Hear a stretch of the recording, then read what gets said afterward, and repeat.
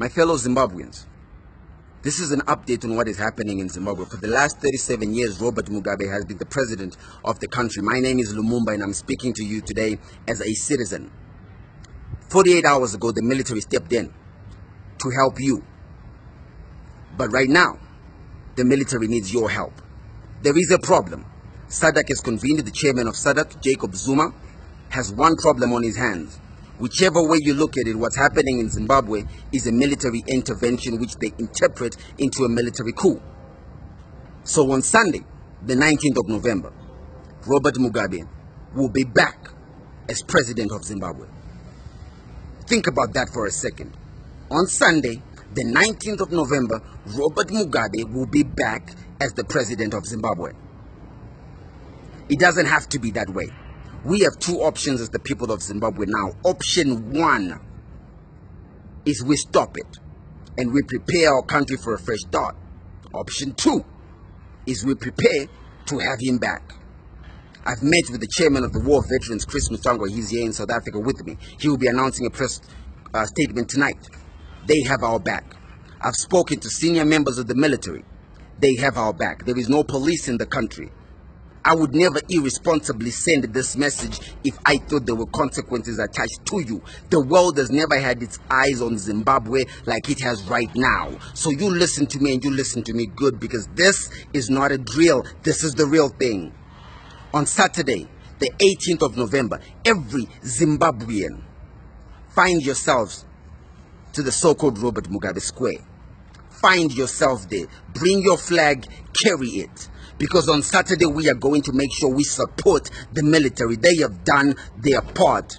I guarantee you with my life, the war veterans are behind us. I've spoken to senior leaders within ZANU-PF, the correct ZANU-PF.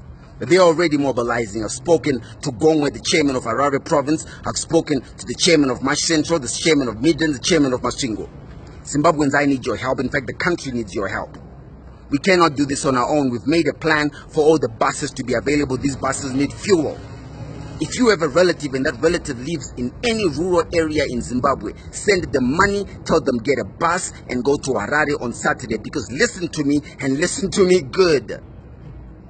If you're not there on Saturday, if Saturday takes place at Robert Mugabe Square and you are not there when we march to State House, then on Sunday, you prepare for Robert Mugabe and his wife to come back. I'm asking every white Zimbabwean, every black Zimbabwean, every mixed race Zimbabwean, as long as you bleed the blood of our motherland, I am asking you, I am begging you with my life, that it is time to shape a new government. It's the question of what happens next after you do this.